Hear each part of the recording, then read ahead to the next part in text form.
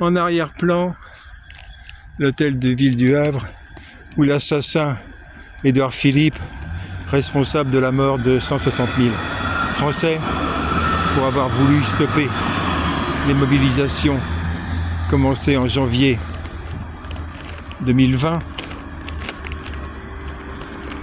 et qui risquaient de déboucher sur un mai 68. De l'autre côté, la plage où je viens de me baigner avec environ 1 millier de personnes bronzant sur le sable, quasiment toutes se réjouissant du beau temps, alors que ce beau temps est le début visible de l'enfer sur Terre. Le réchauffement climatique voulu par certains, réchauffement climatique contre lequel en 2007 j'avais préconisé des tickets rationnement carbone avec un plafond de 2,4 tonnes de CO2 par an, équivalent à 1,8 kg de carbone par jour. On est dans une situation totalement paradoxale et absurde.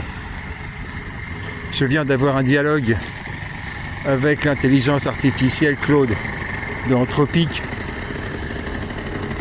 qui, vous pourrez lire le texte en annexe, se plaignait à moi de ne pas pouvoir accéder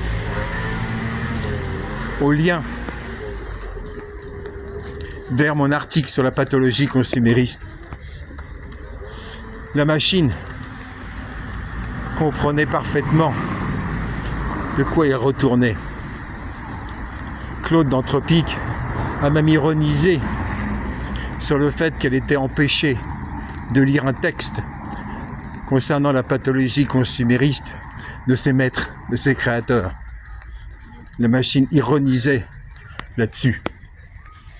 La pathologie consumériste étant considérée comme le fait de s'imaginer pour un mérite quelconque, une activité quelconque, un talent quelconque, s'imaginer avoir droit de consommer plus que les autres, et donc de voler dans l'assiette des autres, et donc de voler dans l'assiette des Africains et des Africaines, et donc d'être coupable de la mort de plusieurs millions de bébés africains chaque année.